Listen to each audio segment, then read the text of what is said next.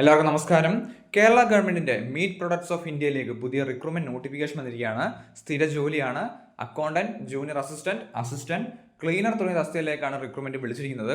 നമുക്ക് വന്നിരിക്കുന്ന റിക്രൂട്ട്മെന്റിന്റെ complete details നോക്കാം. 14 മാർച്ച് 2026 വരെ നമുക്ക് ഓൺലൈനായിട്ട് അപ്ലൈ ചെയ്യാൻ സാധിക്കുന്നതാണ്. ആപ്ലിക്കേഷൻ സ്റ്റാർട്ട് ആയിട്ടുണ്ട്.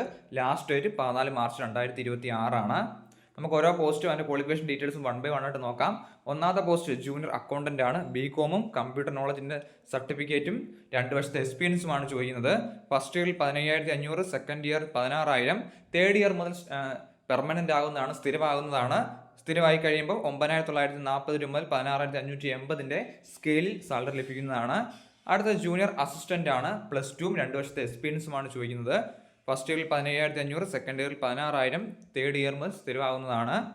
അടുത്ത അസിസ്റ്റന്റ് വേക്കൻസിയാണ്. 2 വേക്കൻസി ഉണ്ട്. 10ാം ക്ലാസ്സും ITI ഇൻ ഇലക്ട്രിക്കൽ അല്ലെങ്കിൽ മെക്കാനിക്കൽ അല്ലെങ്കിൽ റെഫ്രിജറേഷൻ ആൻഡ് എയർ കണ്ടീഷൻ ഒക്കെ പഠിച്ചവർക്ക് അപ്ലൈ ചെയ്യാം. അടുത്ത ക്ലീനർ ആണ്. 18 വേക്കൻസിയാണ് റിപ്പോർട്ട് ചെയ്തിരിക്കുന്നത്.